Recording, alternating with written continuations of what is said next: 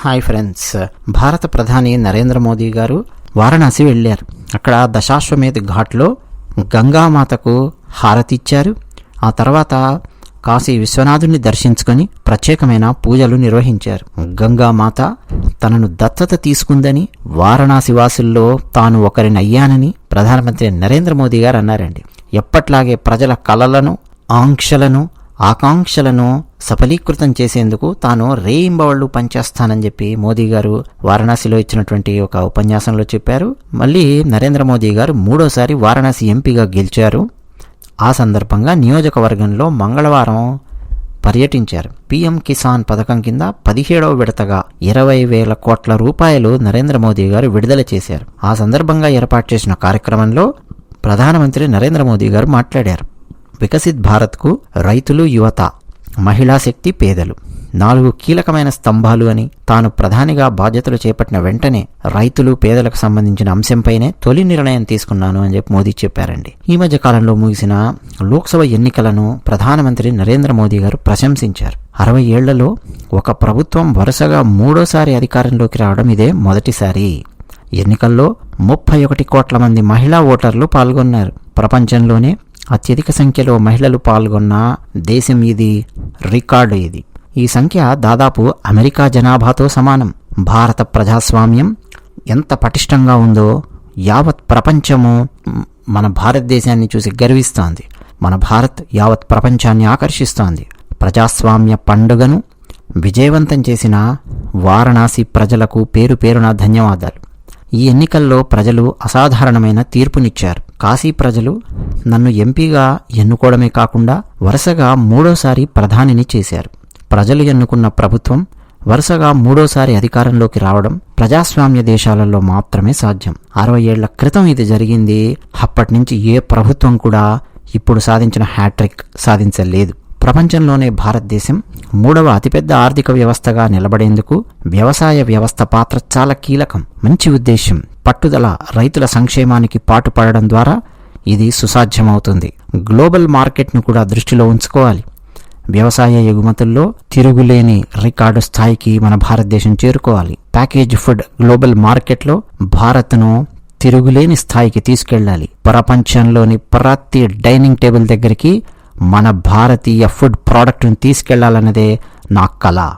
ఇదండి నరేంద్ర మోదీ గారు అక్కడ వచ్చినటువంటి రైతులతో, యువతతో, ముఖ్యంగా అక్కడ వచ్చినటువంటి విలేకరులతో మాట్లాడుతూ ఆయన ఇచ్చిన సమాధానాల నుంచి, ఆయన అక్కడ మాట్లాడిన విషయాల నుంచి ఆ సారాంశాన్ని క్రోడీకరించి మీకు అందించడం జరిగింది. ముఖ్యంగా అండి, నరేంద్ర మోదీ గారు ప్రధానమంత్రి అవగానే ఫస్ట్ సైన్ చేసింది పీఎం కిసాన్ పథకం కింద 17వ విడత 20,000 కోట్ల రూపాయలు విడుదల చేశారు. అంతేకాదండి, 3 కోట్ల పీఎం ఆవాస్ యోజన ఇళ్లు కట్టించడానికి కూడా నరేంద్ర మోదీ గారు సంతకం చేశారు.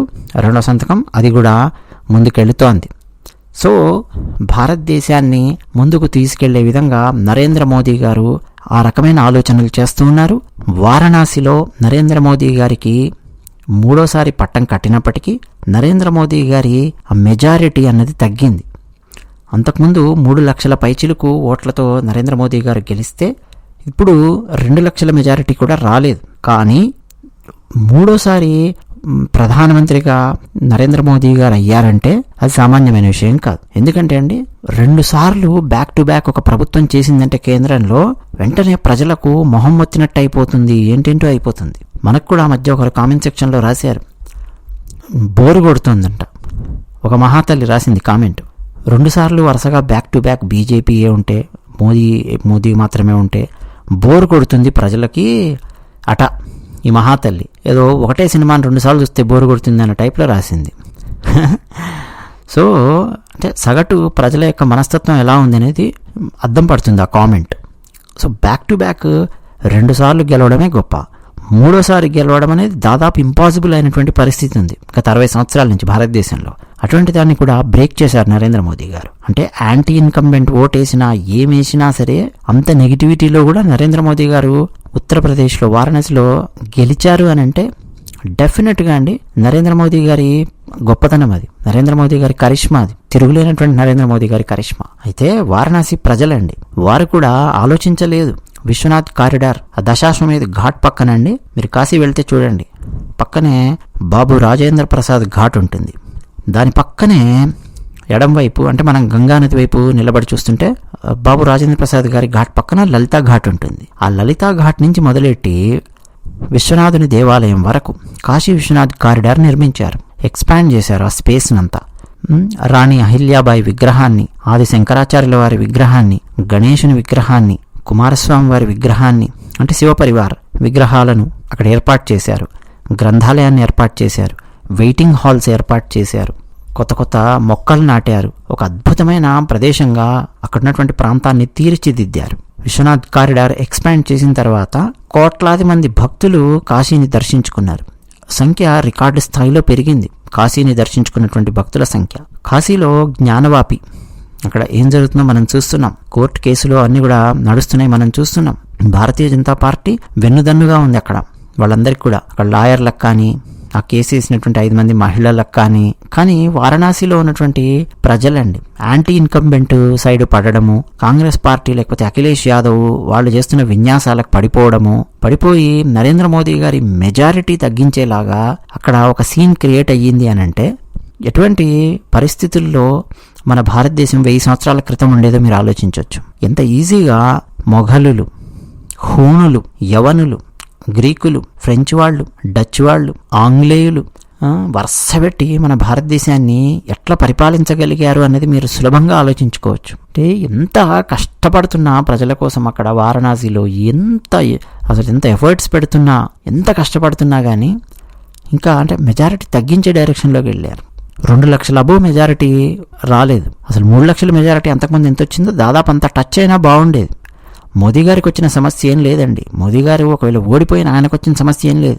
ఓ బ్యాగ్ వేసుకుంటారు ఆయన, ఏ రామకృష్ణ మిషన్కో, ఏ హిమాలయాలకో ఎక్కడికో వెళ్ళిపోతారు ఆయన. సంతోషాన్ని ఆయన మీ పని మీరు చేసుకోండి అని చెప్పి అంత చక్కగా ఆయన సర్వం వదిలేసి వెళ్ళిపోగలిగినటువంటి యోగి ఆయన. చాలు, ఇక్కడ నేను చేయవలసినటువంటి కార్యక్రమం అయిపోయింది, సరే మీ పని మీరు చూసుకోండి ఆయన, చాలు, జనం నన్ను వద్దనుకున్నారు, మంచిది అని చెప్పి ఆయన చక్కగా భుజానికి ఒక సంచి చేసుకొని వెళ్ళిపోగలరు ఆయన. చూస్తున్నాం కదా, యోగా డే రోజు కింద కూర్చోగలరు ఆయన, పైన కూర్చోగలరు ఆయన. ఎంత స్ట్రాంగ్ ఉన్నారో చూడండి మనిషి. అయ్యో మోకాళ్ళ నొప్పులు, అయ్యబాబో నేను కింద కూర్చోలేను, ఇట్లా లేదు ఆయనది. ఆ వయసుకి చాలా మందికి ఎన్ని సమస్యలు ఉంటాయో తెలుసు. ఆయన ప్రశాంతంగా ఆయన ఒక్కడైనా వెళ్ళి హ్యాపీగా ఆయన దైవధ్యానం చేసుకుంటూ జీవించగలడు. ఆయనకు వచ్చిన నష్టం ఏం లేదు. కానీ అలాంటి వ్యక్తుల్ని మనం దూరం చేసుకుంటే ఈ రాజకీయ వ్యవస్థ నుంచి ఆ తర్వాత అనుభవించేది ఎవరండి? మనమే, అందులో సందేహం లేదు. అది విషయం. ధన్యవాదాలు.